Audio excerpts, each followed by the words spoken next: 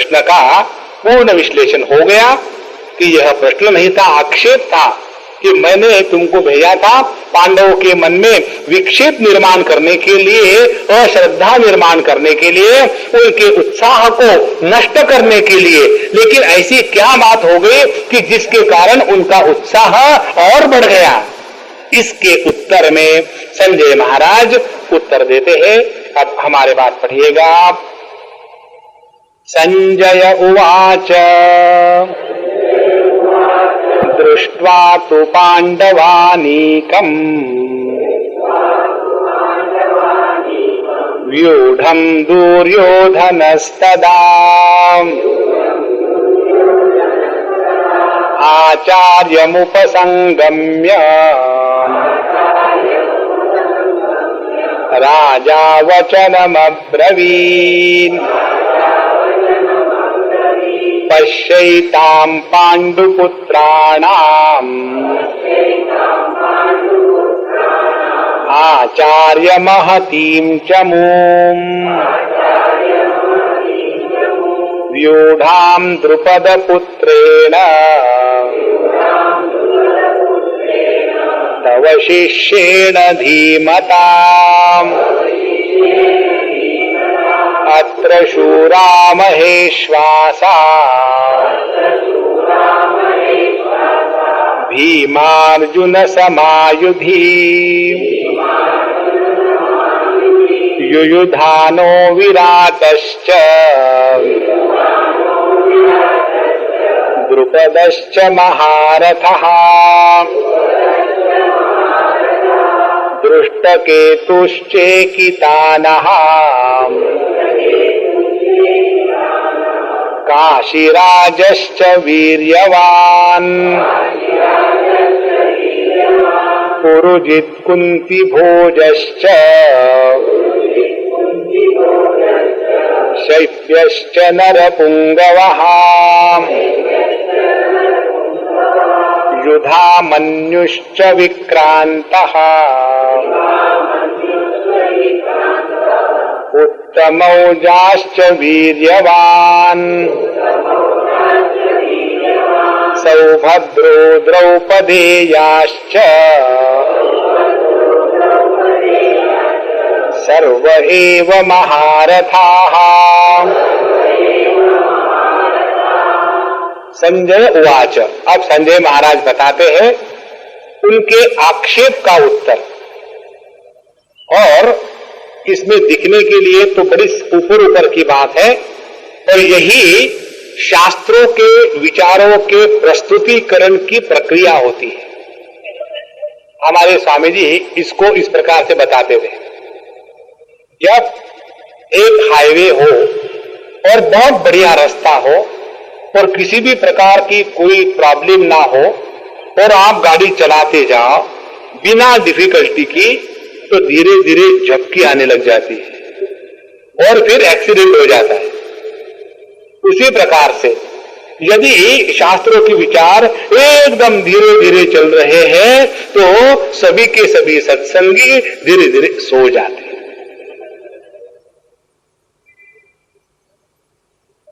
अब यदि हरि कथा हो रही हो तो जब हरि कथाकार देखते हैं कि 99% लोग जागृत अवस्था का त्याग करके सुषुप्त अवस्था में प्रवेश कर चुके हैं, तब वो भगवान को पुकारते हैं, सियावर रामचंद्र की जय।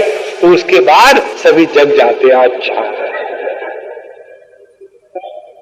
अब ये कथा हरि कथा में तो संभव है। अब जब हमको पढ़ना है, सीखना है, वेदांत के विचार करने हैं, तो क्या करें? तो उस समय हमारे शास्त्रकारों ने क्या किया है, बीच में एक आध श्लोक ऐसा डाल देते हैं कि एकदम झटका लगता है। तो जैसे बढ़िया रास्ता हो और बीच में स्पीड ब्रेकर आ जाए तो एक बार झटका लगेगा तो एकदम उसकी नींद भी चली गई और सब कुछ ठीक हो रहा। जब हमारे स्वामी जी का देह आया था अमेरिका से और हम लोग उनको लेकर के सिद्धवाड़ी गए समाधि करने के लिए, और जब हम कम से कम 25-30 कारें, बसें सब जा रही थी, बड़ा का बड़ा कारवां। और एक कार जिसका ड्राइवर पिछले 3 दिनों से दिन रात काम कर रहा था, और सब लोग जा रहे हैं। सुबह सुबह का 4 बजे का समय था, एसी की गाड़ी थी, और सभी गाड़ी के लोग बढ़िया सो रहे हैं, और बेचारा अकेला ड्राइवर चला रहा है। कोई ट्रैफिक नहीं, कोई जाम नहीं, रास्ता बहुत बढ़िया, कोई किसी भी प्रकार का विक्षेप नहीं। और धीरे धीरे उसने सोचा, सब सो रहे हैं, मैंने क्या पाप किया। और धीरे धीरे उसको भी झपकी आ गई, और सीधी की पूरी कार एकदम नीचे खड्डे में जाके गिर गई। इसी प्रकार से शास्त्रों के विचार जब सीधे चलते एक लाइन से, तो थोड़ी देर के बाद मन इतना शांत हो जाता है कि बिना कहे हमको नींद आ जाती है। इसीलिए इन शास्त्रों में दिखने के लिए ऐसे लगता है कि संजय ने कहा कि ये जो दुर्योधन था, उसने देखा ऐसा ऐसा हुआ, और उसने जाकर के द्रोणाचार्य को कहा कि देखो उनके तरफ से ये योद्धा है। ये उसका साधारण ट्रांसलेशन हो गया, लेकिन ऐसी बात नहीं है। क्या बात है? अब यहां हम अपने बुद्धि को जरा मेहनत से हिलाते हैं। कहते हैं, दृष्ट्वा तु पांडवानीकम व्यूढ़म दुर्योधनस्तदा। ऐसा क्या हुआ था कि जिसके कारण ये युद्ध के विजय की बात ही बदल गई? तब कहते हैं संजय, तदा उस समय, किस समय? जब युद्ध के लिए आपके और पांडु के पुत्र एकत्र हो गए, उस समय मालूम है क्या हुआ? दुर्योधन उसने पांडवों का जो सैन्य बल था उसको देखा, और देख करके उसके बाद आचार्य माने द्रोणाचार्य जी उनके पास जाकर के राजा वचनम, अब उसको ये स्टैम्प्स का बड़ा शौक है, तो हमारे पास काफी फॉरेन की स्टैम्प आते हैं, तो जब मुझे याद रहता है तो मैं काट के रख देता हूं, तो वो जब आता है तो मैं उसको दे देता हूं। तो दूसरे एक बच्चे ने देखा, तो Swami ji you are giving all the stamps to him. तो मैंने कहा, हाँ मुझे उसका शौक नहीं है, आई डोंट हैव शौक ऑफ कलेक्टिंग स्टैम्प्स। फिर हमको कहते, आपको क्या कलेक्ट करने का शौक है? हॉबी। तो हमने कहा कि तुमने अच्छा प्रश्न पूछा है, हमको शौक है, हॉबी है बड़ों के आशीर्वाद कलेक्ट करने की। जिस व्यक्ति के अंतःकरण में बड़ों के आशीर्वाद की शक्ति है, उसको जगत की कोई भी ताकत नहीं हिला सकती। और जब दुर्योधन जैसा बलवान व्यक्ति, दुर्योधन कोई कम बलवान नहीं था, वो बलराम जी का शिष्य था, और उसने काफी शक्ति थी और सब कुछ जानता था। इतना होते हुए भी उसके अंतःकरण में द्रोणाचार्य, उसके आपके गुजराती भाषा में उसके वडील, उसके बड़े, और भीष्माचार्य, इनके प्रति अनादर जागृत हो गया था। जिस अंतःकरण में बड़ों के प्रति अनादर जागृत हो जाता है, वह अंतःकरण कभी भी सुख शांति प्राप्त नहीं कर सकता।